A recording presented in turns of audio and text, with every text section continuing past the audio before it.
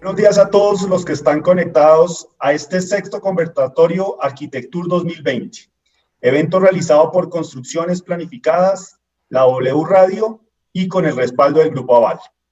El conversatorio de hoy se hará en inglés. Preguntas las pueden hacer a través de YouTube o Facebook Live de la W Radio. For me, it's a privilege to have today guests, a friend from Construcciones Planificadas and partner of one of the architect firms more recognized in Asia and the USA. Michael Kaufman is a partner at Getch Partners, leading projects and coordinate large design teams. Since joining the firm in 1979, we have worked across 4 continents on an exhaustive range of assignments, including corporate and commercial office buildings, hotels, residential buildings, and mixed-use complexes, as well as academic and institutional facilities, and renovation and reposition assignment. In addition to the Grand Hyatt Bogotá, his recent work includes other luxury hotels in Brazil, India, and the USA, and a proposed 305 meters tall mixed-use tower in Dubai. Additional work includes more than 50 renovation and reposition projects spanning early and mid-20th century buildings through downtown Chicago and other select locations, as well as the in-progress renovation and expansion of the Lion House at Chicago Lincoln Park Zoo. Among his other institutional work was the US 55 exhibition at the Chicago Museum of Science and Industry and Northwestern University new signature music building in Evanston, Illinois. Michael Kaufman received a Bachelor of Science degree in Architecture from the Illinois Institute of Technology. He is a member of the American Institute of Architects, a recognized lead accredited professional, and a former vice president and member of the board of directors at the University Club of Chicago. He is also a past president and board member of the Design Professional Risk Control Group at the Glessner House Museum. From the principal office of Getch Partners in Chicago, good morning, Michael. Good morning, Mauricio, and thank you very much. We're very honored to be invited to this very important group of other architects and to present our work. And I want to thank the Sarmiento organization and you particularly. We view ourselves as good friends of Construcción Planificadas and the Sarmiento organization. And I apologize for not speaking Spanish. Let me, if I could, take 25 or 30 minutes to show you some of our current projects and past projects. Some are in construction, some have been constructed, and others have been, are still in design. So a little bit about our firm. We're descended from the practice of Mies van der Rohe. We started in 1938. We have a staff of about 120 people in 3 offices. The leadership is comprised of 6 partners. 2 of them are design partners, Jim Getch and Paul DeSantis. 2 of them are technical partners, Joe Dolinar and Larry Weldon. And 2 of us are managing partners, James Zhang, who will be taking over the firm in a year or 2, and myself, Michael Kaufman. We have 9 very talented principals based either in China, mostly in the US, each with a different subspecialty. Our offices are located in 3 places. Chicago is our home. Most of our people are right here. We have an office, a good size office of about 25, 30 people in Shanghai, and we have a small office in Abu Dhabi. We focus on 6 key areas, and we are just architects. We do no engineering. We prefer to hire the best engineer for the projects. And those 6 types of building types are commercial, which are primarily office buildings, corporate headquarters. Hospitality, we do hotels and resorts around the world. Residential, a relatively new specialty for us, apartments and condominiums. Mixed-use buildings are typically very large projects. They can be in 1 building or multiple buildings, typically a retail base on which office, hotel, and residential can rise from. We, as Mauricio mentioned, we do a fair amount of institutional work. It's about 5%, 10% of our work, which is cultural institutions, governmental, higher education. And then I also lead a renovation group that does repositioning, adaptive reuse, restoration, and we've done over 60 projects throughout the United States. Let me talk first about commercial. 150 North Riverside is a project we're very proud of. Jim Getch designed this, and what's unique about it's a fairly large building, 136,000 square meters, 54 stories tall. But what's very unique about this is that it's located on railroad tracks. The city also mandated, it's adjacent to the river, that there be an open river walk. So working with Magnuson Klemensic, a very well-known structural engineering firm, we developed a vertical structure that is only 40 feet wide, approximately 12, 13 meters wide, and all of the load comes down into that. And that allows us to then put a park over the railroad tracks and create a building that you can see here. It's a wonderful addition to the skyline of Chicago, and Jim Getch designed a very innovative solution. A second building that is almost complete is very near the first one. It's across the river. It's 153,000 square meters, approximately the same height, 54 stories, and it has some of the same features. We didn't have to deal with railroad tracks, but we still had to provide a river walk as required by the city of Chicago. And this shows you a good example of how we solved that. In this case, we did not choose to bring down just a core. We were able to bring down columns and collect them at the bottom. 111 South Wacker was another building that we had completed approximately 15 years ago, 135,000 square meters, also in the 53, 54 story range. And what was special about this is that the parking is located above the lobby. And what we did, you can see there's a band of parking in the gray, and we created a ramp, an auto ramp that became part of the lobby and became a design element, and yet created a very unique lobby that we think proves to be a very interesting view. The columns are all gathered and come down into only 8 places for this very large building, but that creates a very open base on what was a very tight and closed site. 300 East Randolph is the home of Chicago's Blue Cross and Blue Shield facility, which is a health insurance company. And they came to us back in the early 1990s, 25 plus years ago, and said, we need to build a corporate headquarters, but we want the ability to be able to add to it. So the initial phase was 132,000 square meters, but the ultimate build out is 218,000 square meters, 57 stories tall. And what we did is we planned in the first phase the positions for the elevator banks that would allow the building to rise to a new height. And you can see in the picture on the left how the first phase is complete, fully occupied, 4,500 employees, and construction of the second phase happened 10 years later and was done while the building was fully occupied. And then you see that middle picture shows you the complete building. And what's happened is that instead of expanding, it turned out Blue Cross Blue Shield found some of the very best tenants in Chicago because this building has a beautiful view of the park. And you can see it here. Millennium Park is in its foreground, and how it sites compared to other buildings and the beautiful views from it.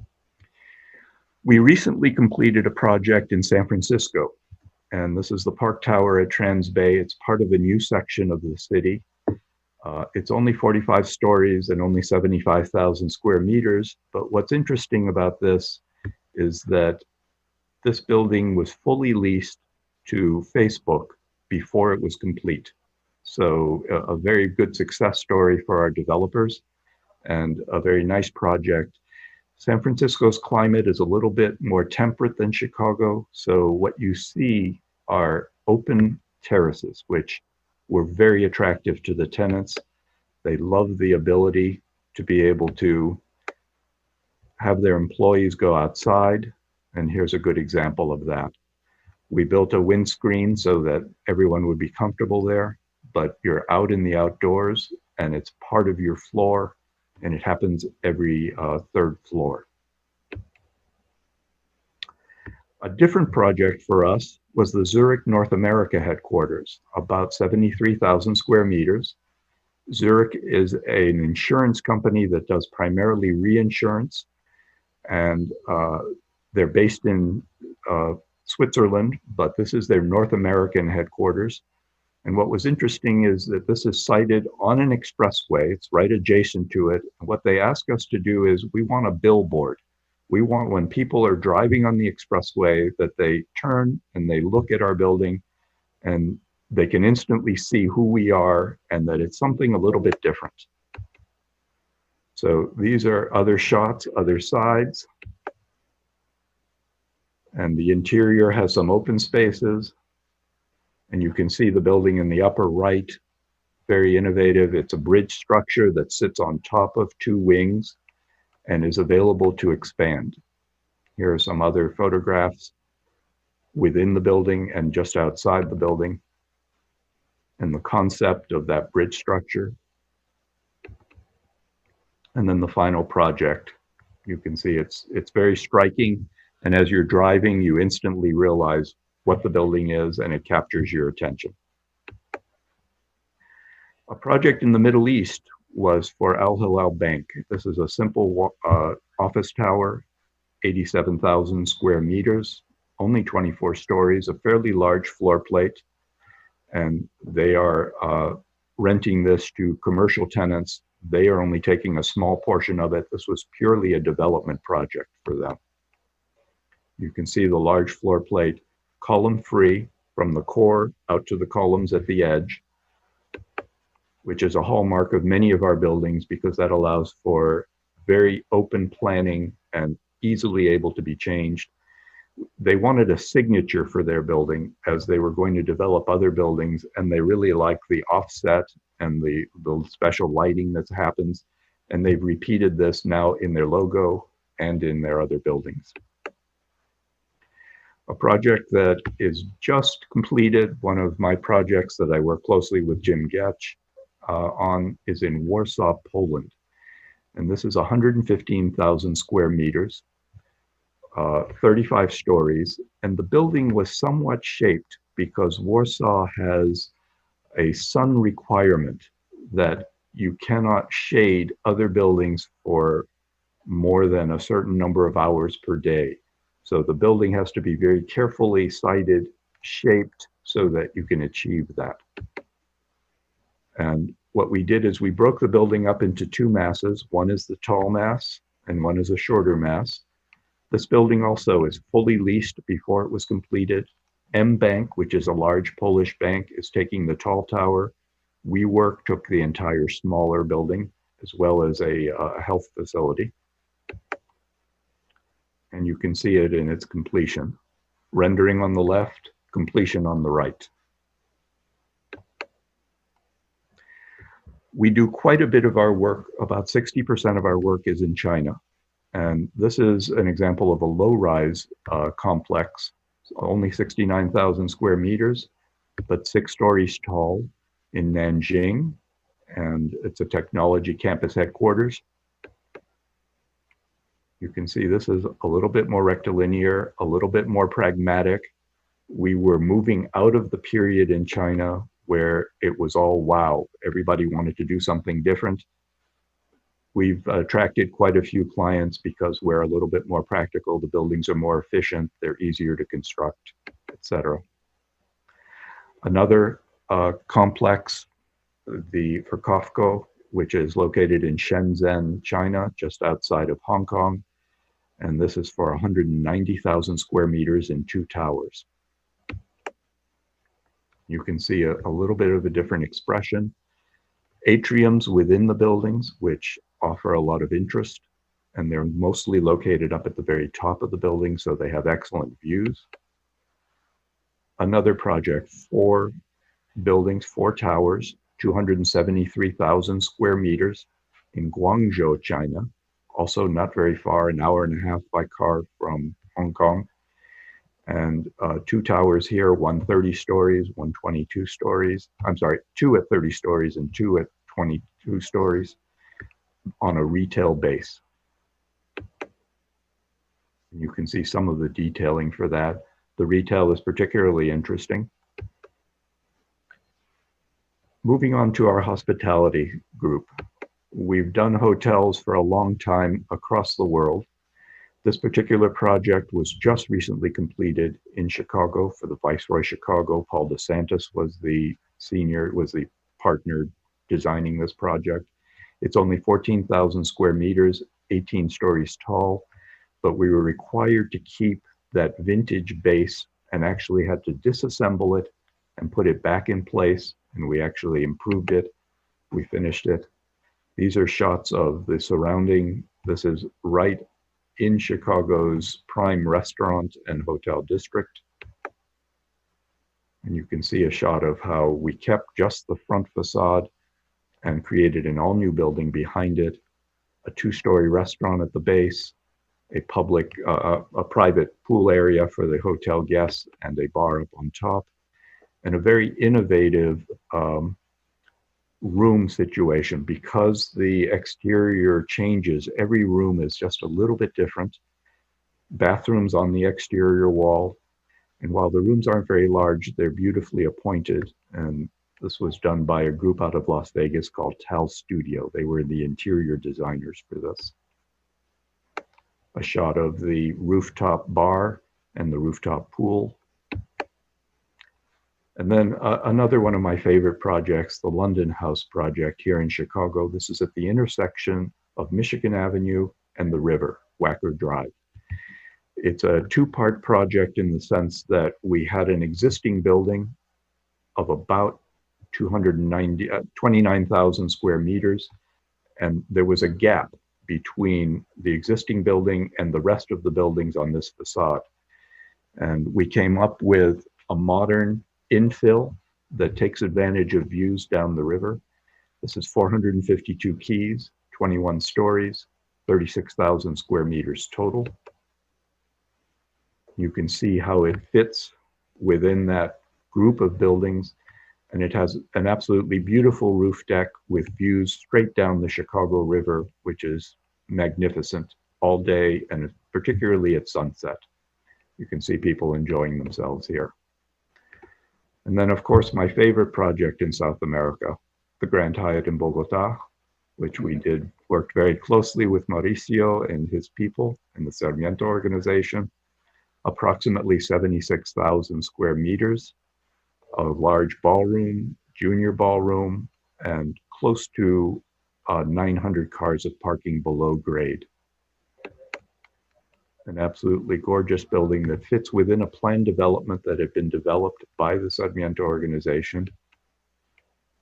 And you can see views of the building, a section. A helicopter pad was a requirement at the top. And then the pre-function space to the ballrooms, absolutely beautiful. The pool area, very unusual. And a signature restaurant at the very top offering some of the best views of downtown Bogota and the mountains surrounding it. We're very proud of this project and very proud to have worked with Mauricio and his people. Another project a little bit older, the Grand Hyatt in Sao Paulo, 55,000 square meters, 26 stories, 466 keys. A project that we think is going to stand the test of time and will serve the Hyatt organization and the developer for a long time. The pool at ground level, a fitness center with a connection down to the pool.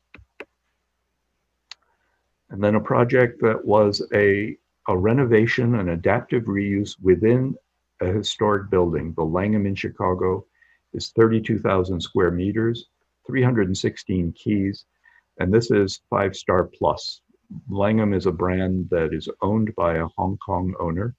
He bought the Langham in London and is developing Langham hotels throughout the world.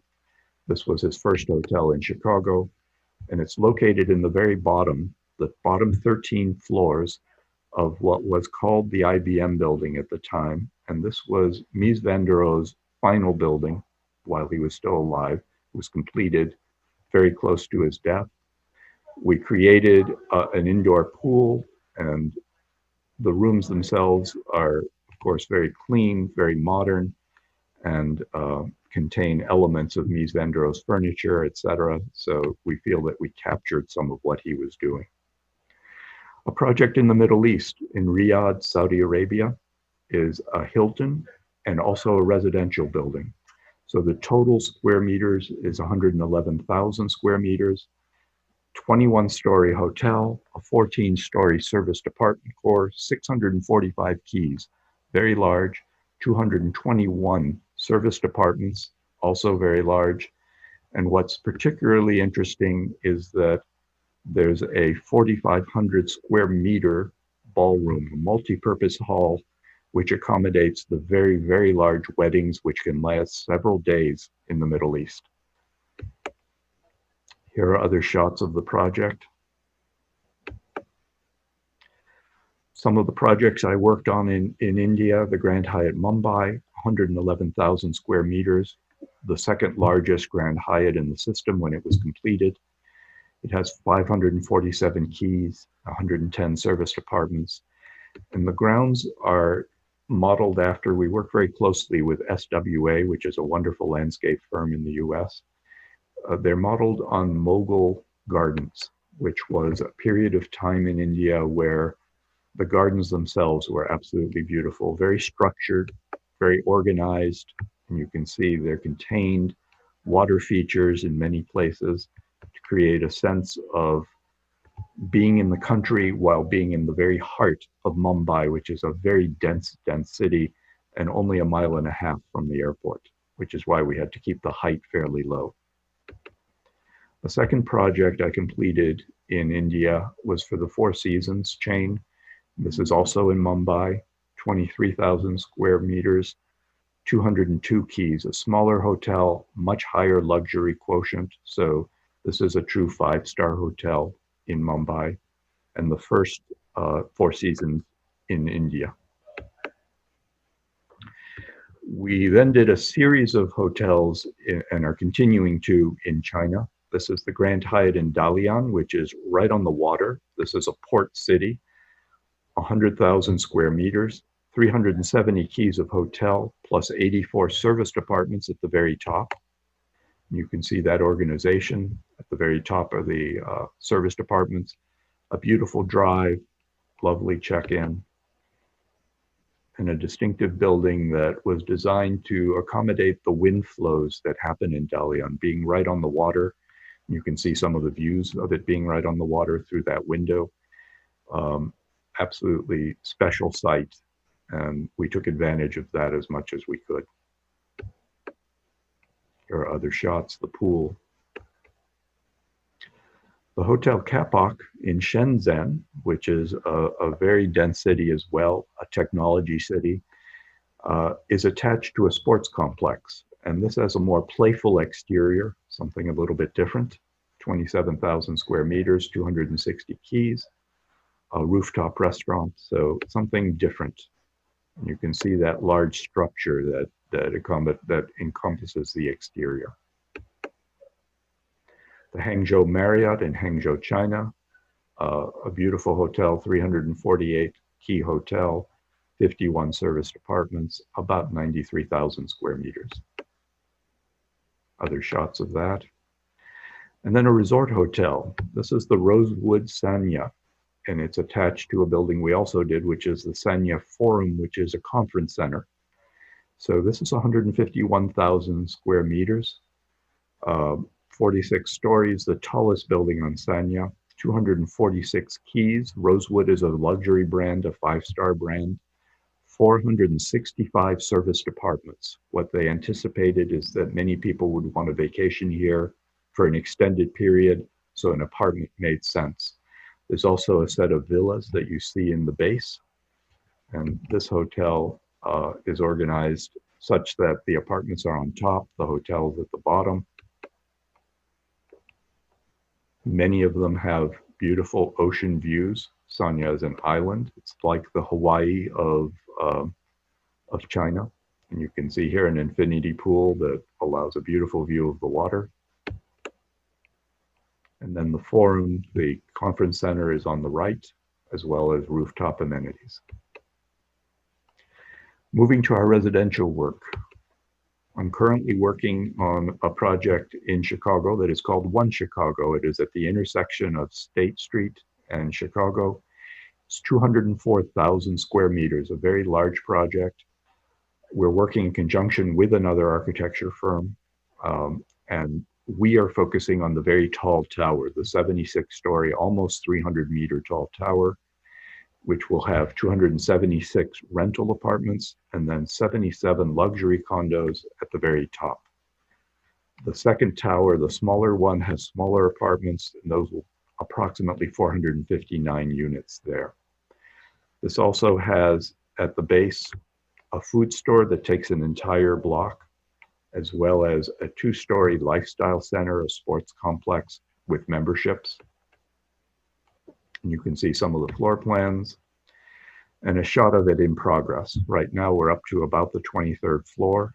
They're pouring one floor every 3 days, and it's continuing very quickly. The base has been completed.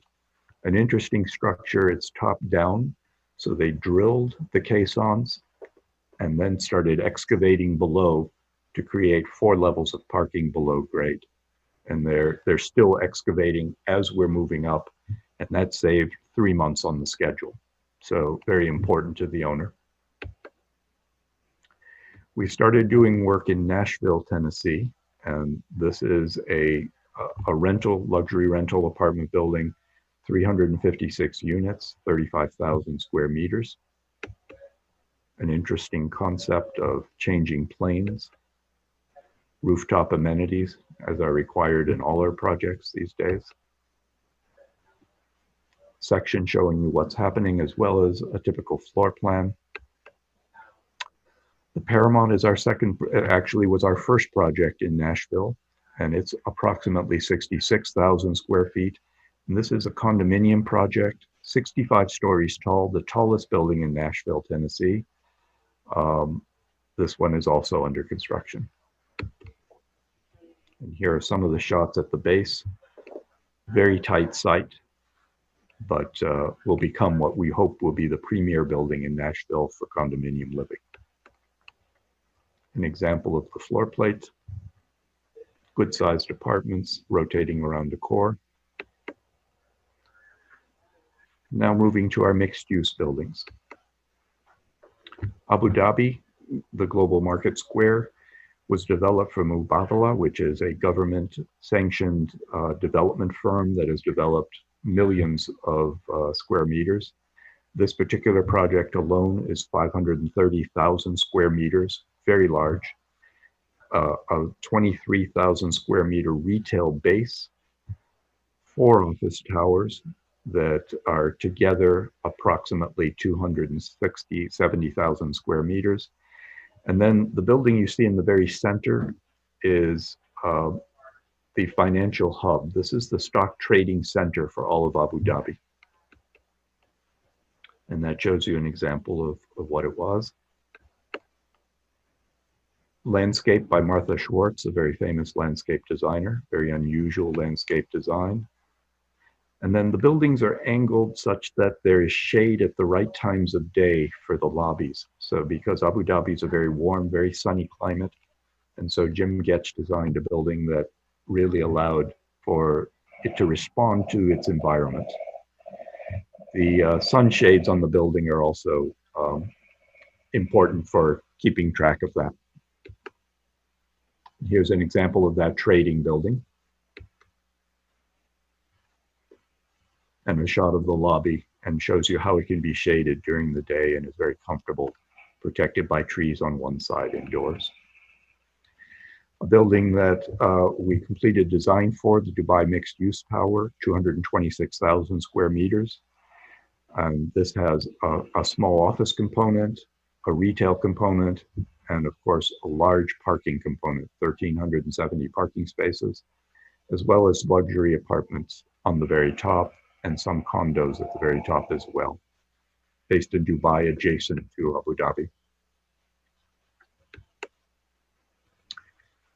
Back in China, the summit was done for Tishman Speyer, a well-known American and European developer.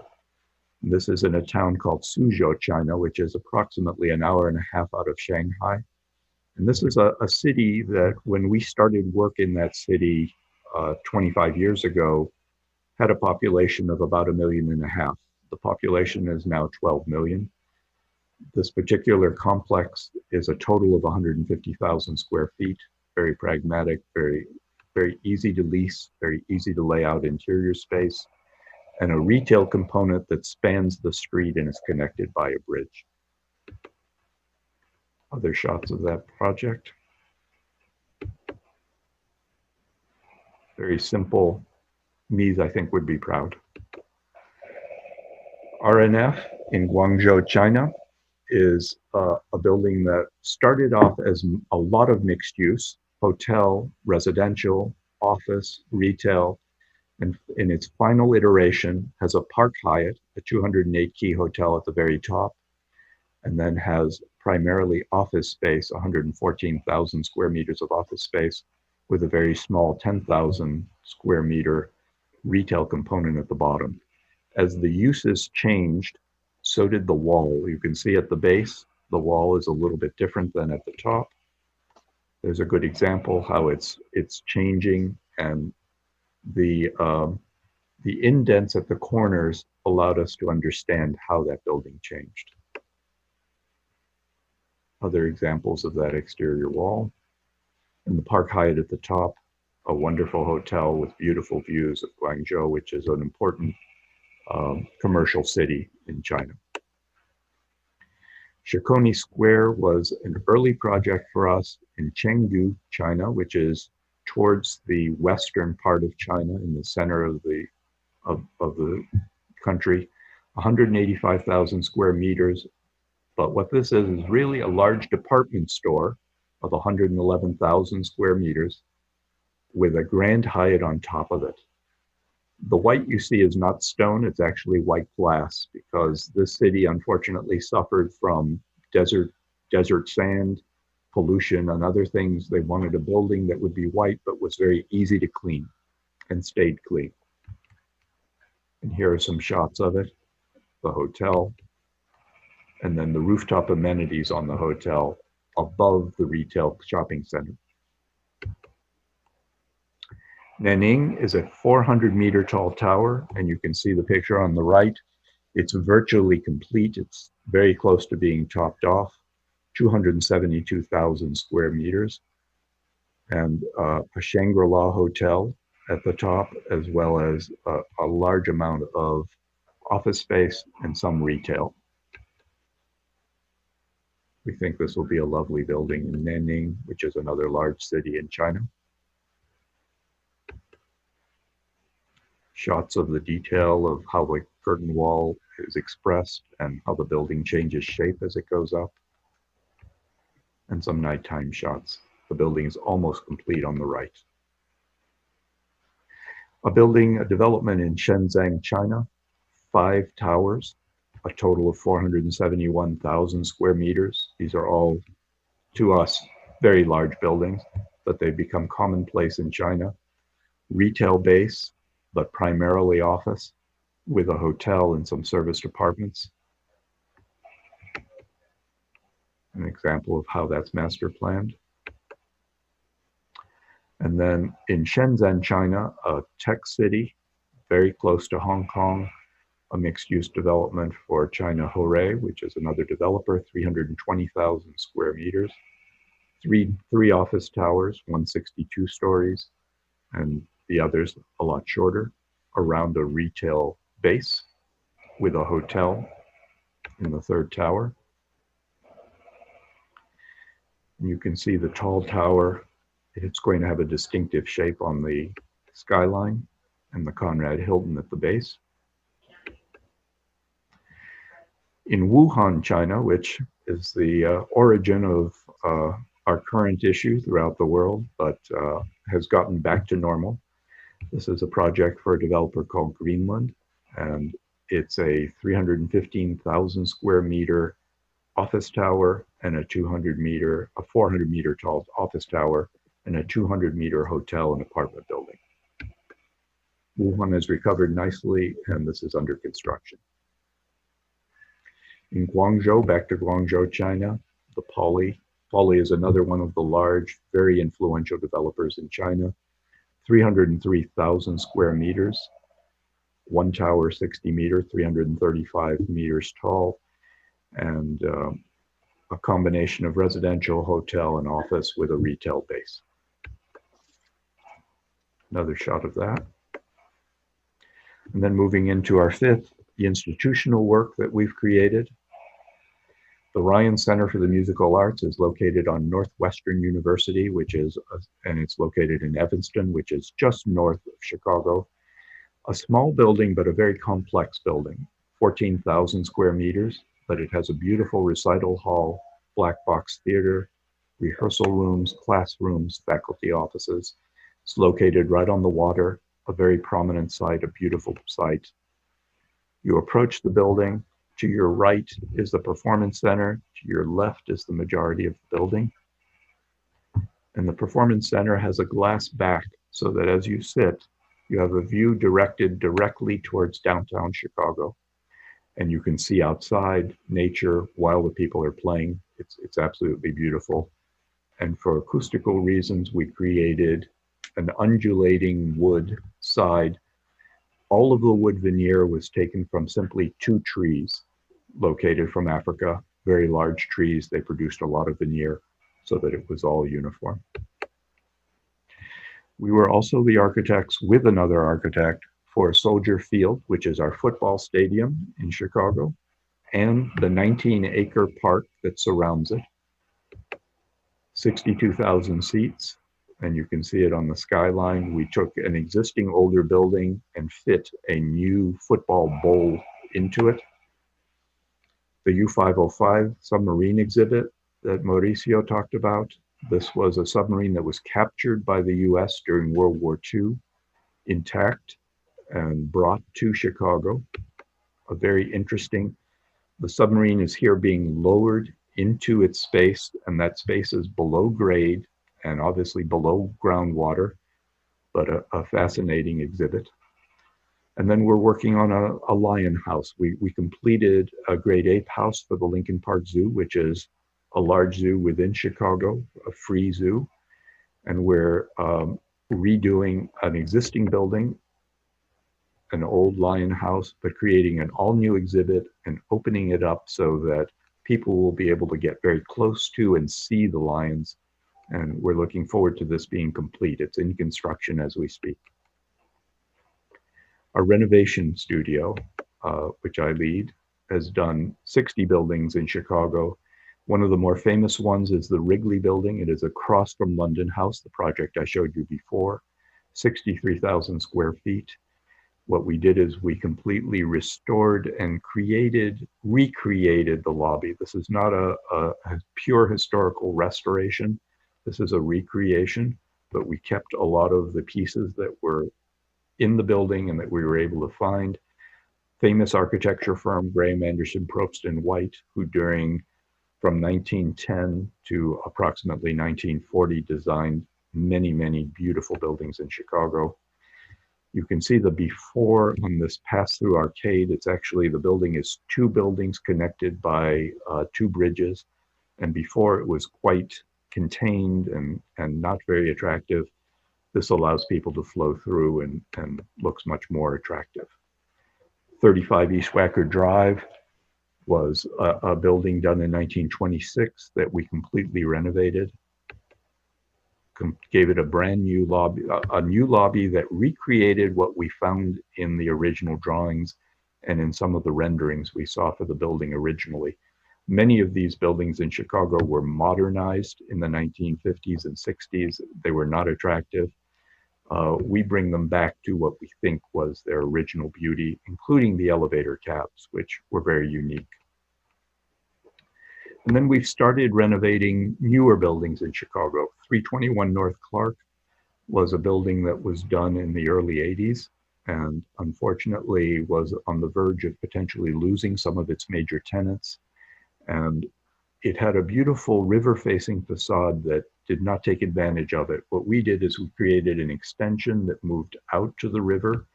And this shows you what it was before. This was before construction, and this was after construction, where now a very large firm, a restaurant firm in Chicago called Let Us Entertain You, has created two restaurants, two distinct restaurants, and a very large party room, of more than a room. It's a real facility. I'm going to conclude with one of my favorite projects, which is Chicago's Union Station. This is a train station in Chicago that for years had received no loving care, and it needed everything. It needed new HVAC systems, new elevators, a restoration, and that skylight that you see at the top was unfortunately it was leaking air, it was leaking water, it was doing all kinds of things. This was done by Graham Anderson, Probst & White, that firm I spoke about before. And what we did is we restored the skylight, but then we put a brand new skylight 5 feet above it that protected it from the elements, so that from underneath you saw no difference. It still looked like the original, but it was now completely weatherproof and thermally much improved. Heat wasn't being lost all the time. And then we restored all the plaster work, the paint work, the limestone, all of that was restored during this project. So with that, Mauricio, I'm sorry if I hope I didn't take too long, but please, if you have any questions, I'm happy to answer them. Thank you, Michael. It's for this inspired presentation, this amazing project that you are doing around the world. It's amazing. So we are going to begin the answer and question session. I have a first question to you. For Michael Kaufman, what is architecture? In 2000, my family is from France. And interestingly enough, in 1968, I was 13 years old, and we had a family reunion in Spain. And when I watched them actually build a building, a residential building, all summer. We were there for 2 months. And I determined at that point that I wanted to be part of construction, design, and everything to do with architecture and construction. So that's why architecture for Michael Kaufman. Wow. How is the Getch Partner Studio? We see that's an amazing project that you are doing around the world. How is the function of your office? You have other offices around the world. How you work, and when you begin a project, how you do it? What we do right from the very beginning is that we assign 2 senior people. It's typically a design partner. It could be Jim Getch, it could be Paul DeSantis. And then there's also a managing partner, like myself and some others. And those 2 people guide the project. We then add senior technical architects, senior designers who work with us, a specification writer, and then junior architects who work with that team. And so when we're working overseas, for instance, we will be teamed with, we always look to team with a local architect and local engineers whenever possible, unless it's a very specialized building, a very tall building, then maybe US structural engineers would be involved. But that's how we comprise our team. We try and hold weekly meetings with the local architect and engineers throughout the process, and the owner, so that we know what we're doing and we're getting consensus as we go.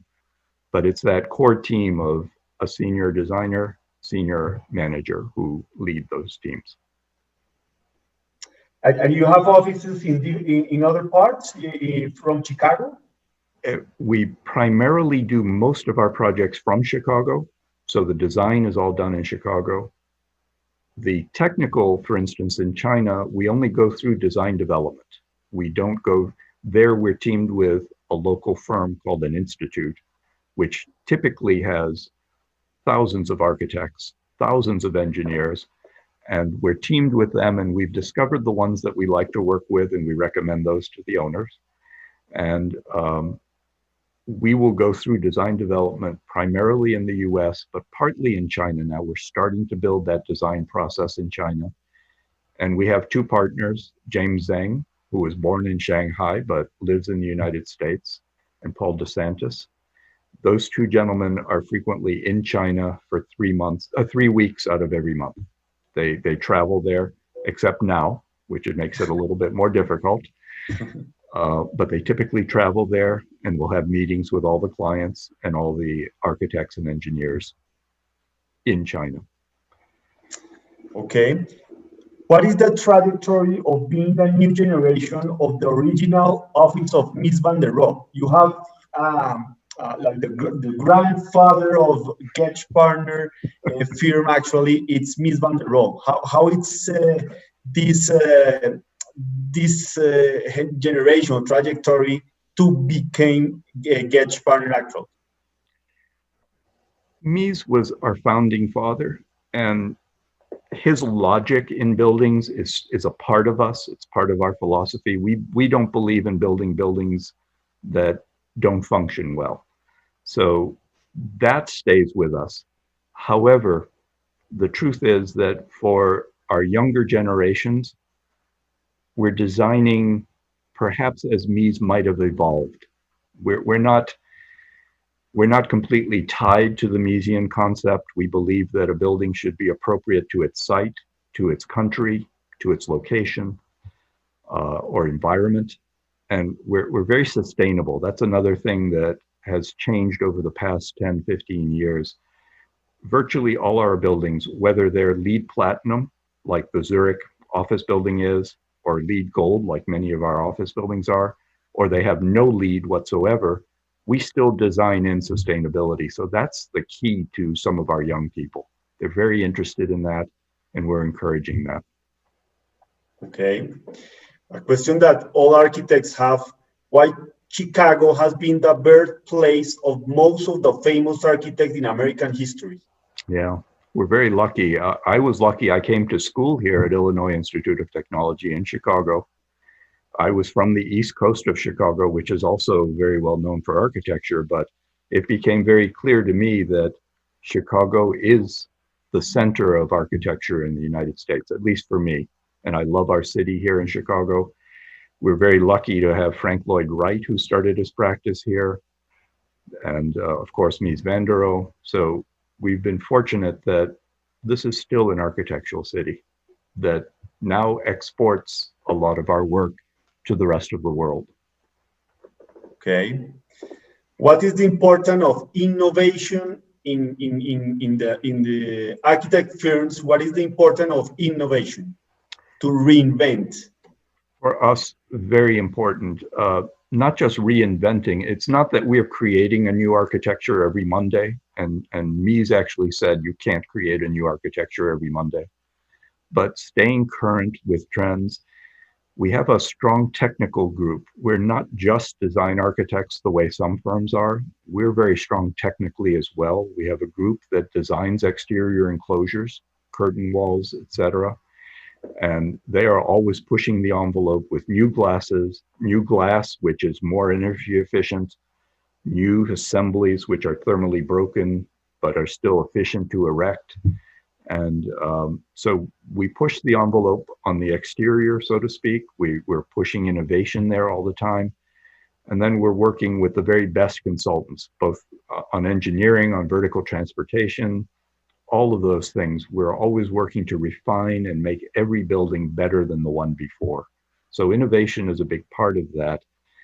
We're also lucky in that we're starting to attract the very best of young architectural designers, being led by Paul DeSantis and Jim Getch, but they are starting to influence how we're innovating in design. So we're moving towards newer, fresher, and better buildings. Okay. In these pandemic times, this is a question that that I have to do it. What is the importance of networking in your office? We, within 1 week of being told that we could no longer come to work, that was in March, we established Zoom accounts for every single employee so that we could hold Zoom meetings anytime, anywhere. And I can tell you that we're all getting a little tired of Zoom, but we're going to have to continue for a while longer. But that's how we're networking. The China studios, because there's a large 13, 14-hour time difference, we've had to adapt. Our president, James Zhang, is frequently on the phone with clients or in a Zoom presentation at 3 a.m. for us. The rest of we're all sleeping. He's working very hard. Paul DeSantis, the same thing. So our senior people, internationally, we're working. And when we become very interconnected, and what's very interesting is that we've remained relatively efficient being able to do that. The only part that is less efficient is the day-to-day design. That we still prefer. You sit around a table, you do a sketch, you turn it over, you explain it. That's a little harder to do on Zoom. You have to do a sketch, scan it, send it, discuss it. It takes longer. But otherwise, we've tried to be very interconnected. We've been very interconnected with our Shanghai office. We've always had an internet connection so that we could just from our normal phone call them anytime. That's been the case for the past 5 years. But now we're even more connected visually. Okay. What is your experience, how you feel this experience to work in project in South America? We see the project that you've done with us in Bogota, the project that you do in Brazil. So what is the experience of working in South America? Well, what we really love about South America, A, the people are wonderful, but B, it's the same time zone or very close to the same time zone. So when I'm calling you at 10 a.m. in the morning, it's 10 a.m. in the morning for you. It's not 8 o'clock at night. So that's a real plus. But what we love is that, and it boils down really to people. That was my experience in India as well. The people that I dealt with there were delightful. And there's a lot of practicality in South America. That's what I've seen. In China, they were more willing to spend money on wow. In South America, both our Sao Paulo and our Bogota projects, I think are beautiful, but they're efficient, they're well constructed, and I think that's a difference that South America separates itself a little bit from some of our other projects. Okay. How you see the new office buildings? We've had a lot of discussions about that. We're building several office buildings here in Chicago right now. Fortunately, many of them are leased already. I think what's going to happen with office buildings is that the space per person will get bigger. There will be more room between one person, especially in the open office plan. Offices are fairly safe, so we don't see a big change there. So law firms will continue to be very similar. Entry to the building will be totally touch-free. Our building in Warsaw, for instance, was already cutting-edge technology. You walk in and you don't have a key card, you have your phone. And your phone gets you through security. It shows you with destination dispatch what elevator you're going to take. You don't have to press any buttons. You don't have to touch anything. It takes you right to your floor. The other change is going to be in HVAC, where I think we're going to see more fresh air. We're going to see higher air changes happening. We're going to see better filtration. And I think all of those things together, we're starting to brainstorm with some owners of older buildings and new buildings, how that's going to take place. So that's being implemented. Okay, this question is similar. You have a lot of experience in luxury hotels around the world. How you see the future of the hotels, of these luxury hotels? I think that there is a large group that will continue to support luxury hotels. And I don't see a lot of changes for those. we have to get through this pandemic. We have to get vaccines and the world settles down like we did after SARS, like we did after many others. And once that happens, I think there will not be major changes. People still want a unique experience, and luxury hotels can offer that. A regular hotel is wonderful, it's efficient, but it's typically not very unique. Whereas a luxury hotel gives you the opportunity to set a sense of place and a feeling that when you're there, you're part of something that's a little bit unique, maybe to that city or maybe to that country. And so I think luxury hotels will continue to flourish. What will change, I think, is that there will be less business travel. I think we've seen that Zoom meetings work well. We're probably not going to travel as much, even after everything is safe. I think it'll be just more economical to do a Zoom meeting. There will always be some face-to-face, but less of it. And so that's where I think luxury hotels will do fine. There will always be the vacation traveler and the high-end business person. Okay. We have some questions of people that are writing just now. Okay. One question that sent Felipe: your buildings are characterized by a main use of glass facades. What can you tell us about the preference of this material on your designs? What we're finding is that the energy codes in every city are changing. Chicago is a perfect example. And in order to meet the energy code, you need to have less vision glass. We've always done double glass, thermal pane windows. In some cases, we're going to triple glass. But what we're also doing is that we're focusing, the building looks very glassy, but the truth is only 40% is vision glass. The rest of them are window boxes that have the very same glass so that it looks consistent. But so we strongly believe that when you're inside a building, you should be able to see out and have that connection to either the city or to nature or to whatever. So we're continuing with as much glass as we can efficiently create for the new energy codes. Okay. Another question that they sent us: your office specializes on very high buildings. This means that Getch Partners believe on a dense, compact, and high city model rate than a low density and expansive city? What we've discovered whenever energy analysis is done is that the denser the city, the more energy efficient it is. There's less expenditure of transportation, for instance. There's less, and you can create mass transit, which is much more efficient than everyone getting into their car and driving to work. So we are true believers in dense cities, and we're working in possibly the densest country in the world, in China, where cities, a 20 million person city, normal. They've got so many of them, it's scary. And so density is important there. And what we've discovered is that we think it's positive for the future because you can get more people for less energy in a more efficient environment by going taller and denser. Okay, another question that Christina sent to us: in your construction through the world, which country is the most demanding in structural requirements? I think I know your answer.